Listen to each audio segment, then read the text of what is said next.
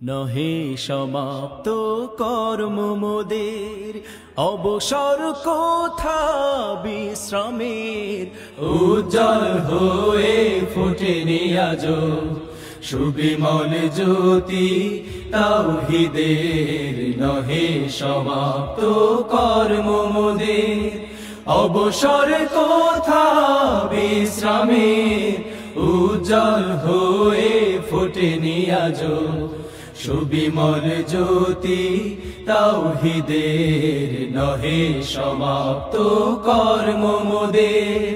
হে হে হে হে হে হে হে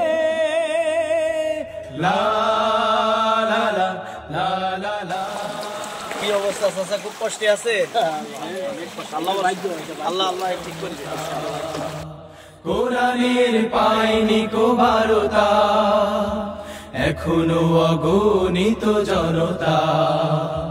কোরআনের পায়নি কো বারতা, এখনো নিরন্ন মানুষের হাহাকার। এখনো শোষিতে সুতীব্র চিৎকার, এখনো নিরন্ন মানুষের হাহাকার। এখনো শোষিতে সুতীব্র চিৎকার। ও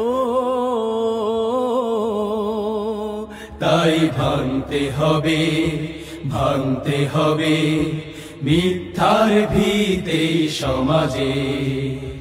নহে সমাপ্ত কর্ম মোদের, অবসর কোথা বিশ্রামে।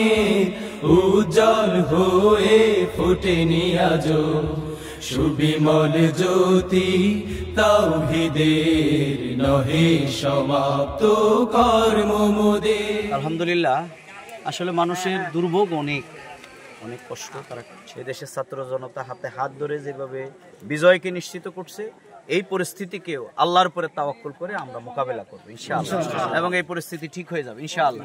কারণ বাংলাদেশের মানুষ অন্তত মাথা নত করতে জানে না। এই জন্যেই আমি দেশবাসীকে, বিশেষ করে এলাকার সবাইকে অনুরোধ করব যে বিপদগ্রস্ত ভাই বোনদের পাশে, শিশুদের পাশে থাকার জন্য।